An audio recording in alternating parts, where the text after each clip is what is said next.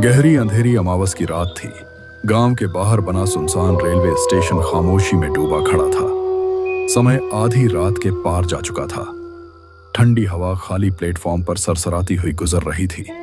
दूर तक कोई इंसान दिखाई नहीं दे रहा था। चारों तरफ ऐसा सन्नाटा था जैसे जगह खुद सांस रोके खड़ी हो। स्टेशन के बाहर सिर्फ एक ऑटो खड़ा था।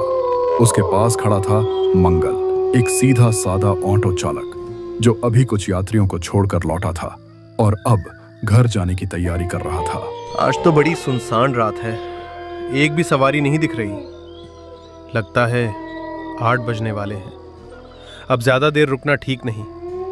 अमावस की रात है, बेकार यहाँ खड़े रहना सही नहीं होगा। चल मंगल, घर की तरफ निकल लेते हैं। बस रास्ता आराम से कट जाए। ऐसी रातों में मन अपने आप घबरा जाता है। घर तो जा ही रहा हूं, लेकिन अगर एक सवारी और मिल जाए तो आज की कमाई थोड़ी बढ़ जाएगी। आखिरी ट्रेन आने वाली है, शायद उससे कोई उतर जाए। चलो थोड़ा रुक जाता हूं, क्या पता किस्मत साथ दे दे। मंगल घर लौटने ही वाला था, लेकिन उसके मन में एक ख्याल अटक गया। क्यों ना आज एक सवारी और मिल जाए तो कमाई कुछ बेहतर हो जाएगी। उसे याद आया कि आखिरी ट्रेन आने वाली है। अगर उससे कोई यात्री मिल गया तो दिन की थकान भी सफल हो जाएगी। तभी दूर कहीं पटरियों की दिशा से हल्की सी सीटी की आवाज हवा में तैरती हुई उसके कानों तक पहुंची। मंगल ने तुरंत सिर उठाकर अंधेरे में देखा। शायद ट्रेन अब आने ही वाली थी। ये रही ट्रेन की सीटी, लगता है आ ही गई। देखते हैं, शायद कोई यात्री मिल ही जाए।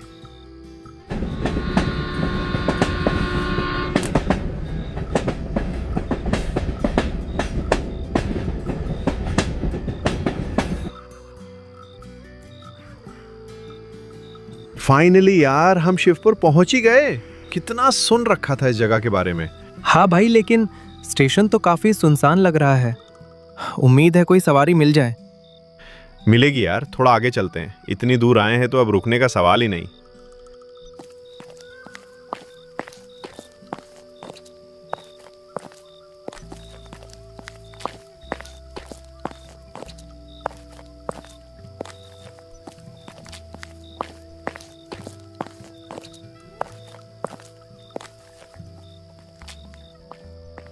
उस समय स्टेशन के बाहर सिर्फ एक ही ऑटो खड़ा था। उसी के पास 2 युवक खड़े थे, रोहित और करण। आइए भैया, सवारी चाहिए क्या? कहां तक जाना है? भैया, इधर आसपास कोई ठहरने की जगह मिलेगी क्या? हम पहली बार आए हैं यहाँ। मिल जाएगी भैया, आप बताइए तो सही कहाँ रुकना है। रात काफी हो चुकी है, देर करना ठीक नहीं। भैया सच बताऊं तो हम यहाँ थोड़ा एडवेंचर के लिए आए हैं। शहर की भागदौड़ से दूर कुछ अलग महसूस करना है। हाँ, शांत गांव देखना है, हरियाली में घूमना है और थोड़ा रोमांच भी चाहिए। जगह तो आपने सही चुनी है। हमारा गांव बहुत शांत है, लेकिन आज अमावस की रात है। ऐसी रातों में यहाँ लोग ज्यादा बाहर नहीं निकलते। अरे भैया, हम डरने वालों में से नहीं हैं। रोमांच अपनी जगह है भैया, लेकिन सावधानी भी जरूरी होती है।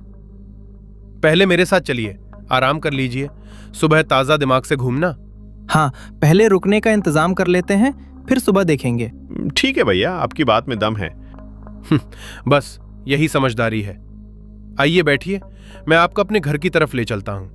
दोनों की आंखों में अलग ही उत्साह चमक रहा था, मानो यह देर रात का सफर उनके लिए किसी रोमांच से कम ना हो। लेकिन मंगल का मन उतना बेफिक्र नहीं था।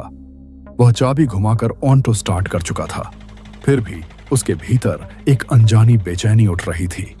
उसे याद आया कि आज अमावस की रात है और ऐसी रातों को लेकर उसने बचपन से कई अजीब किस्से सुने थे। उसने एक पल आसमान की तरफ देखा। चारों ओर गहरा अंधेरा पसरा था। मन ही मन उसने सोचा, आज ज्यादा देर बाहर रुकना ठीक नहीं।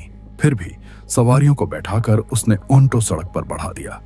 इंजन की आवाज सुनसान रास्ते में गूंजने लगी। आगे का रास्ता खाली था। पेड़ों की लंबी परछाइयां सड़क पर अजीब आकार बना रही थीं और मंगल को महसूस हो रहा था कि यह सफर शायद साधारण नहीं है। मंगल भैया, यहाँ आसपास कोई होटल मिल जाएगा क्या? रात भी होने वाली है। नहीं भैया, इस समय तो यहाँ कोई होटल नहीं मिलेगा। आप चिंता मत कीजिए, मेरे घर चलिए। घर बड़ा तो नहीं है, मगर आज की रात आराम से गुजर जाएगी। सच भैया? फिर तो मजा आ जाएगा, गांव का असली माहौल भी देख लेंगे।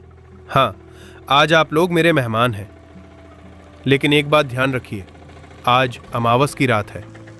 ऐसी रातों में यहाँ लोग ज्यादा बाहर नहीं निकलते। क्यों भैया, ऐसा क्या खास है आज की रात में?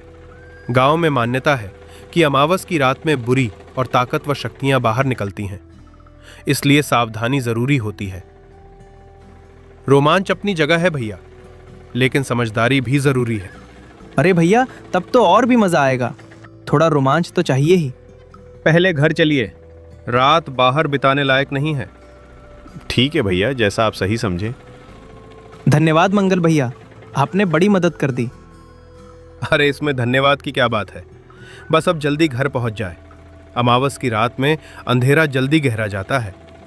रात के 8 बजने वाले थे, तभी रोहित और कर्ण मंगल के घर पहुंच चुके थे।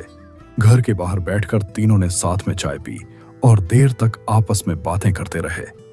माहौल सामान्य था, लेकिन मंगल के चेहरे पर हल्की सी गंभीरता साफ झलक रही थी। कुछ देर बाद उसने दोनों को समझाते हुए रात की गंभीरता का एहसास कराया। उसकी आवाज में चिंता साफ महसूस हो रही थी, जैसे वह किसी अनहोनी की आशंका को पहले से भांप रहा हो। रोहित, करण, मेरी बात ध्यान से सुनो। आज अमावस की रात है। ऐसी रातों में यहाँ का माहौल बदल जाता है। गांव के लोग मानते हैं कि इस समय बुरी ताकतें ज्यादा सक्रिय हो जाती हैं, इसलिए बेवजह बाहर घूमना ठीक नहीं। अरे मंगल भैया, आप भी ना कैसी कैसी बातें करते हैं, हमें यूं ही मत डराइए। भैया, रास्ते में आपने जिस हवेली का जिक्र किया था वही है ना ये? क्या सच में वो इतनी डरावनी है? गांव से थोड़ा दूर एक पुरानी हवेली है जो अब पूरी तरह जर्जर हो चुकी है। लोग कहते हैं कि वहां कुछ अच्छा नहीं है। रात होते ही वहां से अजीब अजीब आवाजें सुनाई देती हैं। उस हवेली के पास शाम को कोई भी गांव वाला नहीं जाता। सच में क्या लोग इतने डरते हैं उस जगह से? एक बार गांव का एक आदमी जिद में आकर उस हवेली के अंदर चला गया था। अगले दिन वो हवेली के पास वाले शमशान के पास बेहोशी की हालत में मिला। तब से लोग और भी डरने लगे हैं। वहां हमेशा ऐसा लगता है जैसे खौफ का साया मंडरा रहा हो। जो आप बता रहे हैं वो सुनकर थोड़ा अजीब जरूर लग रहा है। अगर सच में वहां ऐसा कुछ हुआ था तो बात सोचने वाली है। खैर, बातें करते करते देर हो रही है। आप लोग चाय खत्म कीजिए, मैं अंदर जाकर खाने का इंतजाम करता हूं।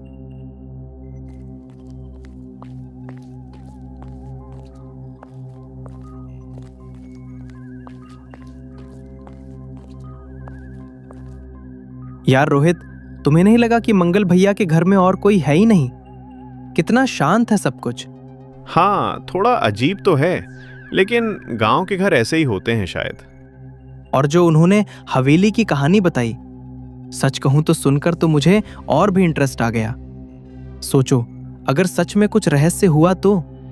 पागल है क्या? उन्होंने जो बताया वो सुनकर मुझे तो थोड़ा डर लगने लगा है। डर किस बात का? हम दोनों साथ हैं ना। वैसे भी इतनी दूर सिर्फ मजे लेने आए हैं, अब पीछे हटना कैसा? लेकिन अगर सच में वहां कुछ गड़बड़ हुई तो? कुछ नहीं होगा, और अगर मंगल भैया मना करेंगे तो हम उन्हें मना लेंगे। आखिर देखने में क्या हर्ज है? बात तो तेरी सही है। इतनी दूर आए हैं तो खाली हाथ थोड़ी लौटेंगे। बस तय रहा, मौका मिलते ही हवेली तक चलेंगे, पता तो चले वहां सच्चाई क्या है। कुछ देर बाद मंगल ने खाना तैयार कर लिया और दोनों को खाने के लिए आवाज दी। रोहित और करण हाथ मुंह धोकर आंगन में आ बैठे। तीनों ने साथ बैठकर सादा भोजन शुरू किया। दिन भर की भागदौड़ के बाद घर का खाना सबको अच्छा लग रहा था। खाते खाते वे हल्की फुल्की बातें करते रहे। तभी रोहित ने निवाला तोड़ते हुए मंगल से एक सवाल पूछ लिया। करण भी उसकी ओर देखने लगा, जैसे वह भी उसी बात का जवाब सुनना चाहता हो। मंगल भैया, खाना सच में बहुत स्वादिष्ट है। आपने इतनी मेहनत की, इसके लिए दिल से शुक्रिया। अरे भैया, इसमें शुक्रिया कैसा, घर का ही तो खाना है। भैया एक बात पूछूं, घर में और कोई नजर नहीं आ रहा? क्या आप यहाँ अकेले रहते हैं? हाँ मंगल भैया, आपने हमें इस अनजान जगह पर सहारा दिया, ये हम कभी नहीं भूलेंगे। लेकिन सच बताइए, आपके परिवार में और कौन कौन है? अब यहाँ मेरा कोई नहीं है। पहले माता पिता थे, लेकिन वक्त के साथ सब चले गए। पिताजी खेती किया करते थे, उसी से घर चलता था। उनके बाद खेत तो हैं, पर मेरा मन उसमें नहीं लगा, इसलिए ऑटो चलाना शुरू कर दिया। उसी से गुजारा हो जाता है। भैया, ये सुनकर सच में बुरा लगा। इतनी कम उम्र में इतना सब संभालना आसान नहीं। जिंदगी है भैया, धीरे धीरे सब सहना सीख जाता है इंसान। अब तो यही रोजमर्रा बन गई है। आपने जिस हिम्मत से सब संभाला है वो काबिले तारीफ है भैया। बस भगवान की मर्जी समझकर चल रहा हूं, और क्या। वैसे खाना ठीक बना था ना? गांव का साधारण खाना है, कहीं कमी तो नहीं रह गई? अरे भैया, मजा आ गया। सच कहूँ तो इतना स्वादिष्ट खाना मैंने पहले कभी नहीं खाया। आज समझ आया कि असली स्वाद तो गांव के खाने में होता है। सही कह रहा है करण, घर जैसा खाना मिल गया, सफर की सारी थकान उतर गई। भैया, कल का क्या इरादा है? कहीं घूमने का कोई खास जगह है यहाँ? मैंने बताया था ना, गांव के बाहर एक पुरानी हवेली है, उसके पास ही शमशान भी है, लेकिन उस तरफ जाना ठीक नहीं समझता मैं। बस भैया, वही तो देखना है हमें। हम तो एडवेंचर के लिए ही आए हैं। नहीं, मैं सच कह रहा हूं, वो जगह सही नहीं है। मैंने खुद वहां कुछ अजीब चीजें महसूस की हैं। लोग यूं ही उससे दूर नहीं रहते। वो जगह ठीक नहीं मानी जाती। अरे भैया, इतना भी क्या डरना? कभी कभी लोग बातें बढ़ा चढ़ाकर भी तो कह देते हैं। तुम लोग समझ क्यों नहीं रहे? हर जगह देखने लायक नहीं होती। हाँ मंगल भैया, हम बस एक बार देखना चाहते हैं। आप फिक्र मत कीजिए, हम संभल कर रहेंगे। ठीक है, तुम लोग इतनी जिद कर रहे हो तो मैं मना नहीं करूंगा, लेकिन मेरी एक शर्त होगी। कैसी शर्त मंगल भैया?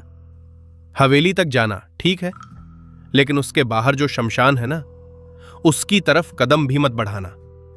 वहां से अगर कोई आवाज आए, कोई रोने की, कोई पुकारने की, या ऐसा लगे कि कोई मदद मांग रहा है, तब भी उधर मत जाना। यहां तक कि अगर कोई जोर से चीखे तो भी पलटकर मत देखना। मैं साफ कह रहा हूं, किसी भी हालत में शमशान की तरफ नहीं जाना। ठीक है मंगल भाई, हम आपकी बात मानेंगे, उधर नहीं जाएंगे। तो पक्का रहा, कल हवेली देखेंगे। और हाँ भैया, आप सच में हमारी बहुत मदद कर रहे हो, इसके लिए दिल से धन्यवाद। अरे धन्यवाद की क्या बात है, तुम लोग मेरे मेहमान हो, लेकिन मेरी बात हल्के में मत लेना। चिंता मत कीजिए, हम संभल कर रहेंगे।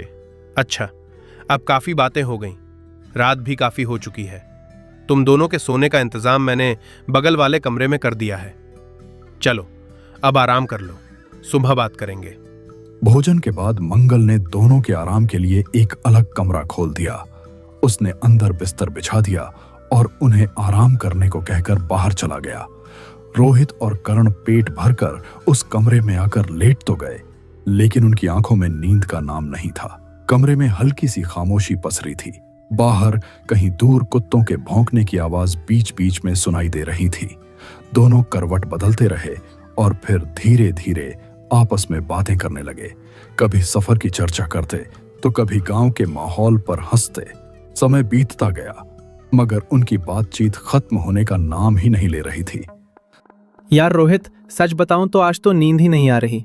कितना मजा आने वाला है कल, सोचकर ही एक्साइटमेंट हो रही है। तू तो पूरा जोश में है, लेकिन थोड़ा डर भी लग रहा है ना? हाँ, थोड़ा सा। पता नहीं क्यों मंगल भैया की बातें याद आ रही हैं, पर फिर भी दिल कह रहा है कि कल कुछ अलग होने वाला है। बस कर यार, तू जितना सोचता है उतना ही दिमाग में घूमता रहेगा। अरे सोचूं भी ना तो क्या करूं? इतनी दूर आए हैं और वो हवेली सच में देखना है मुझे। ठीक है भाई, देख लेंगे, लेकिन अभी सो भी जा। क्या पूरी रात ऐसे ही बातें करता रहेगा? कोशिश करता हूं, पर नींद आए तब ना। आंख बंद कर और चुपचाप लेट जा, कल सुबह जल्दी निकलना है। दोनों बातों ही बातों में कब शांत हुए और कब उन्नींदे होकर गहरी नींद में डूब गए, उन्हें खुद भी पता नहीं चला। रात यूं ही गुजर गई और देखते ही देखते सुबह की हल्की रोशनी खिड़की से भीतर आने लगी।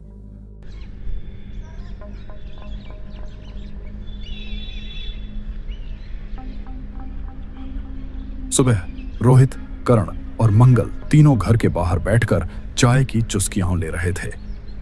ठंडी हवा के साथ उनके बीच आगे की योजना पर चर्चा चल रही थी। सफर में साथ क्या क्या सामान रखना है, किन बातों का ध्यान रखना है और बाकी तैयारियां कैसे पूरी करनी है।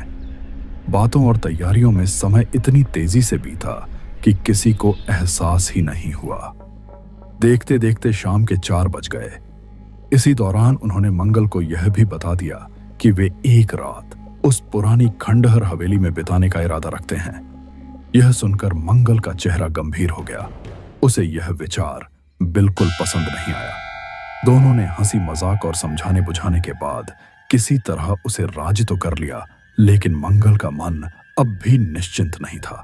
वह बार बार उन्हें सावधान रहने की सलाह देता रहा और हर कदम सोच समझकर उठाने की हिदायत देता रहा। कुछ ही देर बाद तीनों ने अपनी तैयारी पूरी की और बाहर आ गए। देखो, जाने से पहले सारा सामान अच्छी तरह तैयारी कर लेना। वहां आसपास कुछ नहीं मिलेगा। रात के लिए खाना मैं बना चुका हूं, टिफिन में रख दिया है। समय पर खा लेना और बेवजह इधर उधर मत भटकना। जो भी करना सोच समझकर करना। मंगल भैया, आप हमारे लिए कितना कर रहे हो। सच में हम आपका एहसान नहीं भूलेंगे। इतने ध्यान से सब तैयार कर दिया, वरना हमें तो कुछ सूझ ही नहीं रहा था। भैया सच में आपने तो पूरा इंतजाम कर दिया। अब तो और भी मजा आएगा।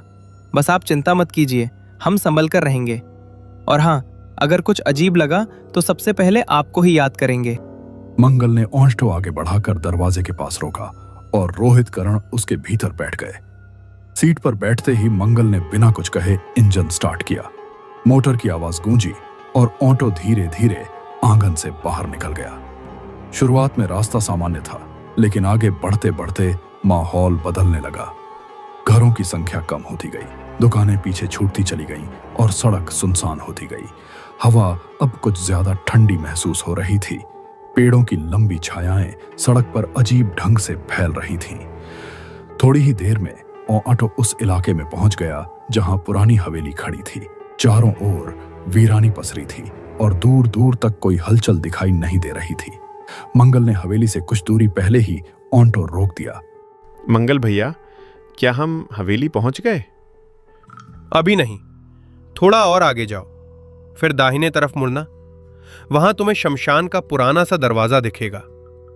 बस वहीं से थोड़ा आगे बढ़ोगे तो हवेली नजर आ जाएगी। मतलब अब हम यहीं से आगे पैदल जाएं? हाँ, मैं यहीं तक छोड़ सकता हूं। आगे का रास्ता तुम दोनों को खुद तय करना होगा। याद रखना, जो समझाया है उसे भूलना मत। ठीक है मंगल भाई, हम ध्यान रखेंगे। कल सुबह मैं अपनी ऑटो लेकर इसी जगह आ जाऊंगा। अगर सब ठीक रहा तो यहीं मिलना। ठीक है मंगल भाई, कल यहीं मिलते हैं। चिंता मत कीजिए, हम समय पर वापस आ जाएंगे। ठीक है, संभल कर जाना। वहां खड़े होकर उसने उन्हें सावधानी से रहने की हिदायत दी और फिर वापस अपने घर की ओर लौट गया। रास्ता पूरी तरह सुनसान था। दोनों ओर घना जंगल फैला हुआ था और रात का अंधेरा धीरे धीरे और गहरा होता जा रहा था। हवा में ठंडक घुली हुई थी। पेड़ों के बीच से अजीब सी पक्षियों की आवाजें आ रही थीं, जो वातावरण को और भी रहस्यमय बना रही थीं। धीरे धीरे मंगल का ऑटो दूर जाता हुआ आंखों से ओझल हो गया। अब उस वीराने में केवल रोहित और करण ही रह गए थे। दोनों ने अपने बैग उठाए और आगे बढ़ने लगे। सुनसान पगडंडी पर उनके कदमों की आहट साफ सुनाई दे रही थी।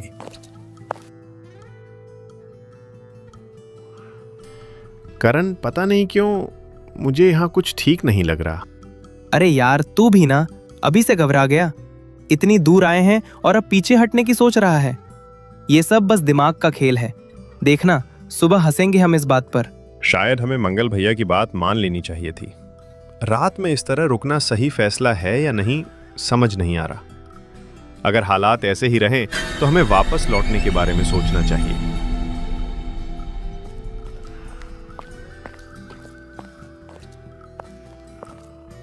बातों में चलते चलते उन्हें एहसास ही नहीं हुआ कि कब वे उस पुरानी हवेली के बिल्कुल करीब आ पहुंचे। सन्नाटा ही तो मजा है। एडवेंचर ऐसा ही होता है। डर लगे तभी तो असली रोमांच मिलता है। मजाक मत कर, माहौल देख। खाली हवेली, सन्नाटा, कुछ तो अजीब है। सामने खड़ी वह इमारत अंधेरे में और भी विशाल और रहस्यमय लग रही थी।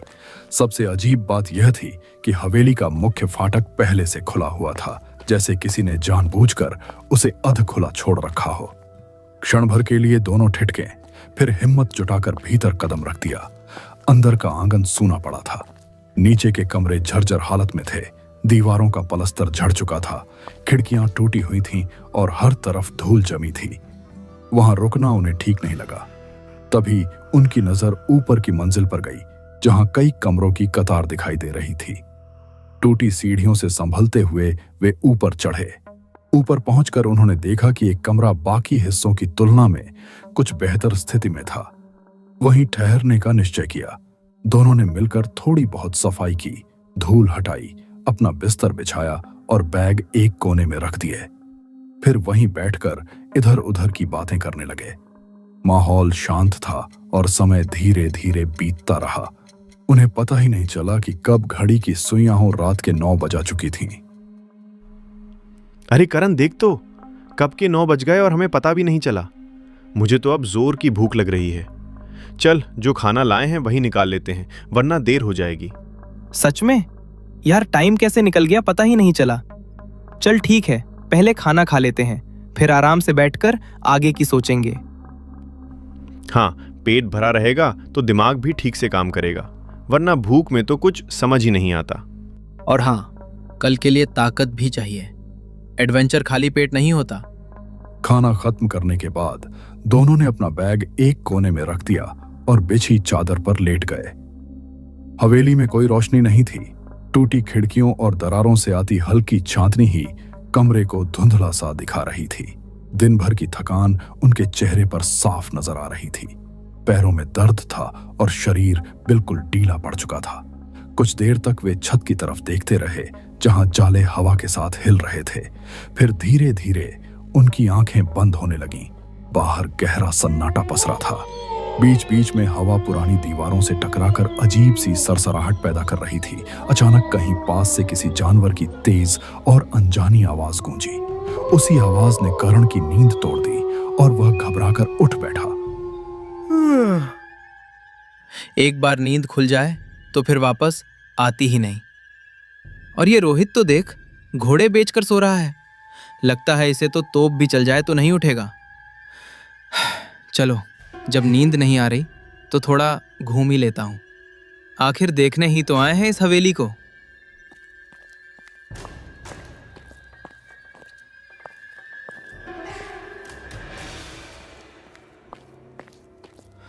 उफ, यहां बाहर तो और भी अजीब लग रहा है।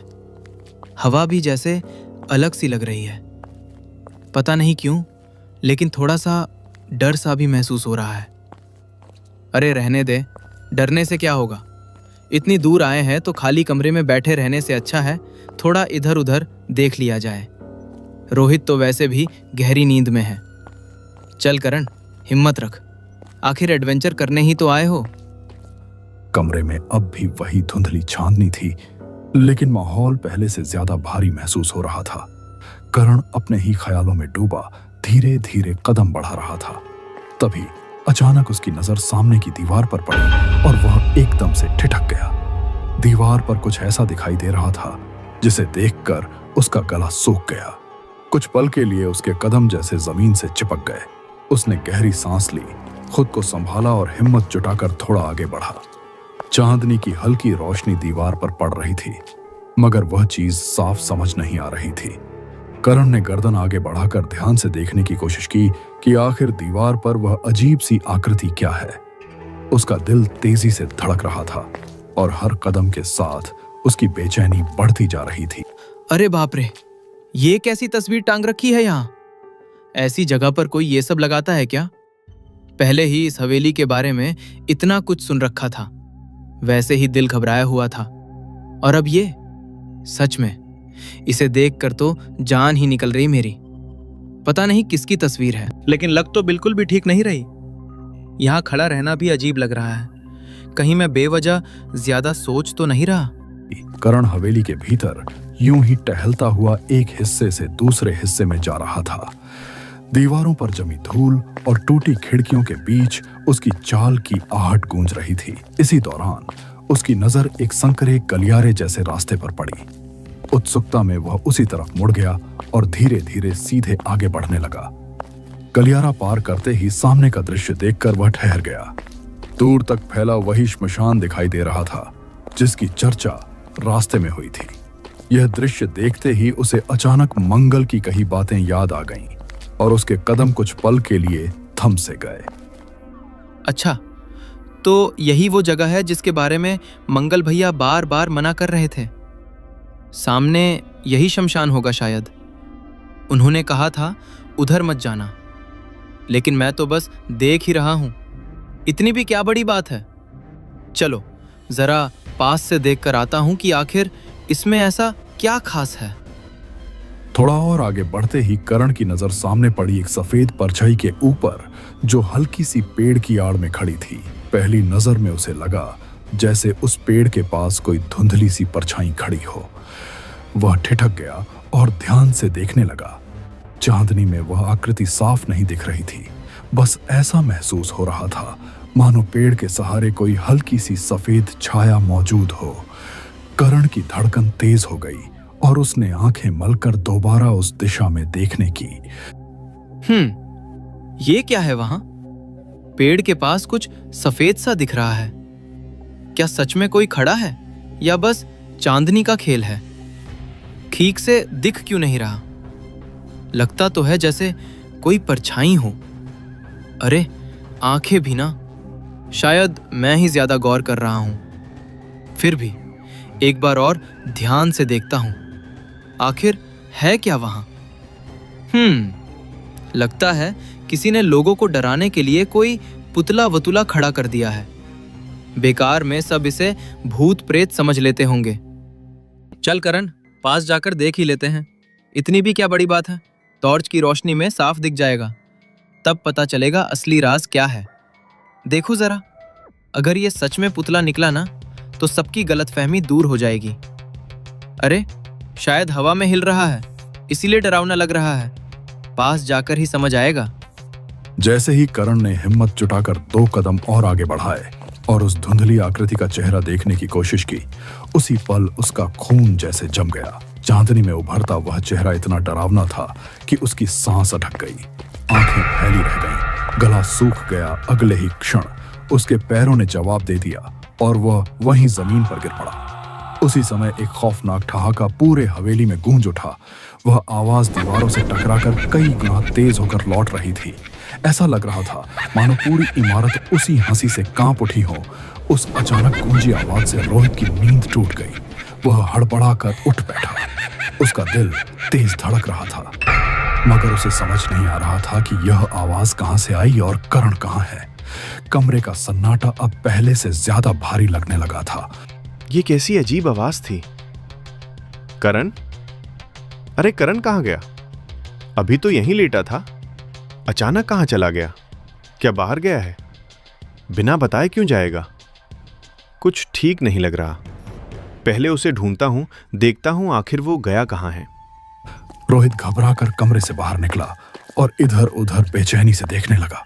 वह हवेली के हर कोने में करण को पुकारता हुआ भटकने लगा, जैसे उसे यकीन ही ना हो कि वह अचानक यूं गायब हो सकता है। सीढ़ियों के पास, टूटी खिड़कियों के पास, खाली कमरों में, हर जगह उसने तलाश की, मगर करण कहीं दिखाई नहीं दिया। उसका डर अब घबराहट में बदल चुका था।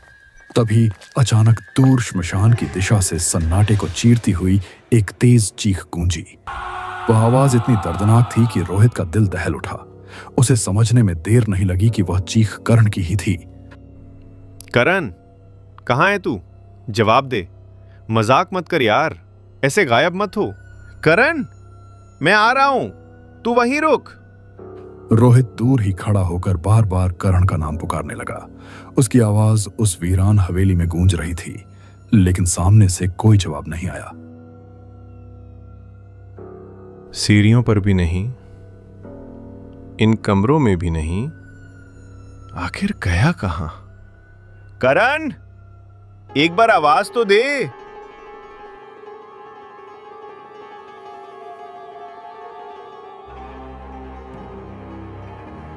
उसने फिर जोर से आवाज लगाई। उम्मीद थी कि करण उठकर कुछ कहेगा, मगर करण बिल्कुल स्थिर पड़ा रहा। न कोई हरकत, न कोई प्रतिक्रिया। अब रोहित की घबराहट बढ़ने लगी। उसके दिल में साफ साफ डर उतर गया था। उसे महसूस होने लगा कि इस जगह पर सब कुछ सामान्य नहीं है, यहां जरूर कुछ गड़बड़ है। करण, ओए उठ जा, ये क्या ड्रामा लगा रखा है? दूर से ही दिख रहा है तू नीचे पड़ा है। मुझे डराने की कोशिश कर रहा है ना? चल अब उठ भी जा, मजाक बंद कर। ये टाइम नहीं है ऐसे खेल खेलने का। करण, सुन रहा है ना? बहुत हो गया, उठ और कुछ बोल। ऐसे पड़े पड़े मुझे बेवकूफ मत बना। अगर सच में गिरा है तो आवाज तो दे। रोहित झुककर करण को उठाने की कोशिश ही कर रहा था कि अचानक उसके पीछे से एक डरावनी हंसी गूंज उठी। वह हंसी इतनी तेज और सिहरन पैदा करने वाली थी कि हवेली की दीवारें तक कांपती हुई महसूस हुई। करण, उठ, क्या हुआ तुझे? अरे ऐसे क्यों पड़ा है? आंखें खोल, मेरी आवाज सुन रहा है ना? जवाब दे। करण, होश में आ, देख मैं यही हूं। उठ यार, कुछ तो बोल। ये कैसी हंसी है? कौन है वहां? सामने आओ। आवाज सुनते ही रोहित धीरे धीरे पलटा। जैसे ही उसकी नजर पीछे पड़ी, उसका चेहरा सख्त पड़ गया। आंखें फैल गईं और होंठ खुलकर वहीं ठहर गए। उसके सामने एक भयावह आकृति खड़ी थी। सफेद लिबास में लिपटी, लंबे बिखरे बाल चेहरे पर झूल रहे थे। उस चेहरे पर ऐसी विकृत मुस्कान थी जिसे देखकर रूह कांप जाए। चांदनी की फीकी रोशनी में वह परछाई और भी खौफनाक लग रही थी। यह दृश्य देखते ही रोहित के शरीर से जैसे सारी ताकत निकल गई। उसके हाथ कांपने लगे, पैर सुन्न हो गए। अगले ही पल उसकी आंखों के आगे अंधेरा छा गया और वह वहीं जमीन पर धड़ाम से गिर पड़ा। अगली सुबह सूरज निकलने के कुछ समय बाद मंगल अपना ऑटो लेकर उसी जगह आकर रुक गया जहां पिछली रात उसने रोहित और करण को उतारा था। सड़क अभी भी आधी सुनसान थी। हल्की धूप पेड़ों के बीच से छनकर जमीन पर पड़ रही थी। मंगल ओयंटो के सहारे खड़ा होकर बार बार उस दिशा में देखने लगा जिधर से दोनों को वापस आना था। उसके चेहरे पर चिंता साफ दिखाई दे रही थी। रात की बात उसे चैन से सोने नहीं दे पाई थी। वह कभी घड़ी देखता, कभी हवेली की तरफ नजर दौड़ाता। समय बीत रहा था, लेकिन रोहित और करण का कहीं कोई पता नहीं था। इंतजार अब बेचैनी में बदलने लगा था। यही वक्त तय हुआ था। अभी तक क्यों नहीं पहुंचे दोनों? इतनी देर तो लगनी नहीं चाहिए थी। आखिर रुक कहां गए? कहीं रास्ता भटक तो नहीं गए? मुझे तो अब चिंता होने लगी है। कुछ गड़बड़ तो नहीं हो गई? बस भगवान करे सब ठीक ठाक हो। क्यों नहीं दिख रहे अभी तक? काफी देर तक इंतजार करने के बाद भी जब रोहित और करण वापस नहीं आए तो मंगल को समझ आ गया कि मामला ठीक नहीं है। अब उसे पूरा यकीन हो चुका था कि कुछ न कुछ गड़बड़ जरूर हुई है। वह बार बार उस सुनसान रास्ते की तरफ देखता रहा, लेकिन दूर तक कोई हलचल दिखाई नहीं दे रही थी। उसने तुरंत गांव के कुछ लोगों को बुलाया और बिना देर किए सबके साथ उन्हें ढूंढने निकल पड़ा। सबके चेहरों पर गंभीरता थी और कदम तेज हो चुके थे। थोड़ी तलाश के बाद वे दोनों मिल गए और उन्हें संभालते हुए घर वापस ले आया गया।